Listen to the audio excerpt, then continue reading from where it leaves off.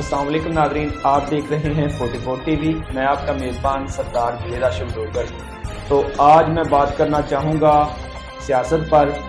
اگر بات کی جائے ملک پاکستان کی سیاست کی تو ملک پاکستان کی سیاست ایک تماشا بن کر رہ گئی ہے۔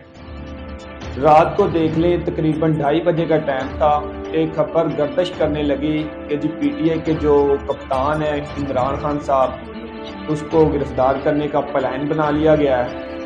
تو یہ بات سنتے ہی پی ٹی آئی کے جو کارکن ہیں وہ کثیر تعداد میں لاہور کی سڑکوں پر آ گئے اور زمان پارک میں پاؤں دھرنے کو جگہ نہ مل رہی تھی۔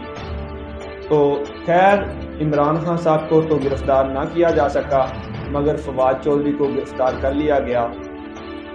اگر آج کی بات کی جائے تو آج آپ دیکھ سکتے ہیں ابھی بھی زمان پارک میں پی ٹی آئی کے جو کارکن ہیں وہ کثیر تعداد میں جمع ہو چکے ہیں۔ کچھ تو کارکن ایسے بھی میں نے دیکھے ہیں کہ وہاں پر انہوں نے اپنے خیمے لگانے شروع کر دیے ہیں، تو وہاں پہ وہ بات ہو گئے ہیں کہ جی ہم اس وقت تک یہاں رہیں گے جب تک ہمارے کپتان کی نگرانی نہیں ہو جاتی، یا ہمارے کپتان کی یہ جو گرفتاری کی خبر ہے یا جو یہ یعنی کہ خبر گردش کر رہی ہے، حقیقت کے ساتھ اس کا کیا تعلق ہے وہ تو ہمیں بھی نہیں پتا۔ مگر جو خبر گردش، جب سے یہ خبر گردش کرنے لگی تو کپتان کے چاہنے والے کھلاڑی میدان میں آ گئے، جس میں آپ دیکھ سکتے ہیں سردی کی بھی شدت ہے۔ تو سردی کی شدت ہونے کے باوجود آپ دیکھ سکتے ہیں تو وہاں پہ میں بھی ایک چائے کا گھونٹ پی لوں۔ سردی کی شدت ہونے کے باوجود بھی آپ دیکھ سکتے ہیں کہ کیا ہے کہ وہاں پر بچے، عورتیں اور بزرگ بھی وہاں پہ کثیر تعداد میں موجود ہیں لاہور زمان پارک میں۔ تو کچھ لوگ خیمے لگا رہے ہیں۔ تو ملکی حالات کی اگر بات کی جائے تو ملکی حالات کچھ اچھے نہیں ہیں۔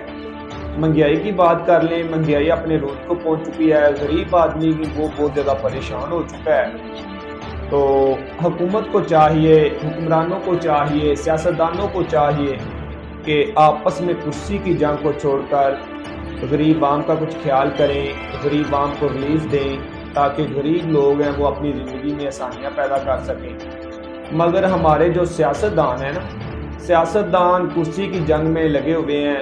ہر ایک سیاستدان کی خواہش ہے کہ کرسی مجھے مل جائے، کرسی مجھے مل جائے، مگر ملک پاکستان میں بسنے والوں پر کچھ ترس کھانے کو تیار نہیں۔ تو آٹے کے بحران کو اگر آپ دیکھ لیں تو آٹے کا بحران ملک میں شدت اختیار کر چکا ہے۔ ہر طرف قطار در قطار ہماری بہنیں، ہماری مائیں اور ہمارے بزرگ قطاروں میں صبح سے چلے جاتے ہیں، پیسے ہاتھوں میں ہیں مگر آٹا نہیں مل رہا۔ آٹے کے لیے وہ ذلیل و خوار ہو رہے ہیں۔ آٹا تو چلو ایک سائڈ پہ کر دیں، تو بجلی کو دیکھ لیں، بجلی کا اتنا بڑا بریک ڈاؤن ہوا اور پورا ملک اندھیرے میں ڈوب گیا۔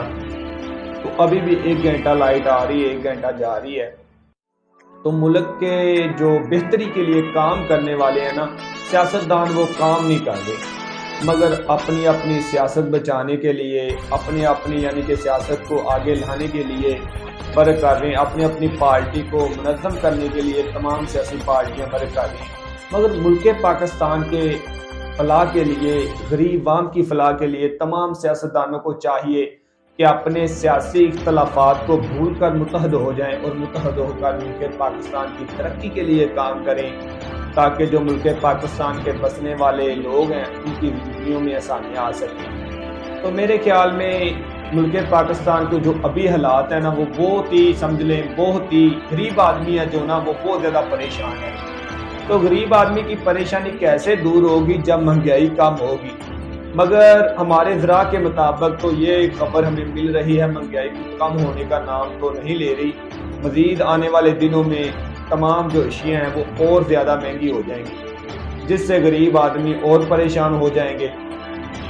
تو تمام سیاستدانوں سے ہماری یہ اپیل ہوگی کہ خدا کے لیے غریب عوام پر کچھ ترس کھا لیا جائے اور ترس کھاتے ہوئے ان پہ رحم کیا جائے۔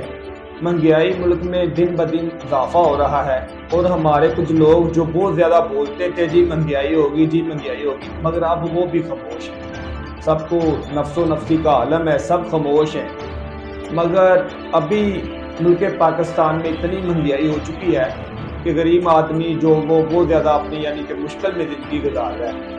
تو سیاستدانوں کو چاہیے کہ آپس میں متحد ہو جائیں اور متحد ہو کر ملک پاکستان کی فلاح کے لیے، ملک پاکستان کی ترقی کے لیے مل کر کام کریں اور مل کر یعنی کہ ملک پاکستان کو ترقی پر گامزن کریں۔ تو امید کرتا ہوں کہ میری باتیں آپ کو پسند آئی ہوں گی، تو کوشش کریں گے کہ ملک پاکستان کی بہتری کے لیے پروگرام کریں، ملک پاکستان کی فلاح کے لیے پروگرام کریں۔ تو اسی کے ساتھ اپنے میزبان سردار جوید اشرف ڈوگر کو دیجیے اجازت۔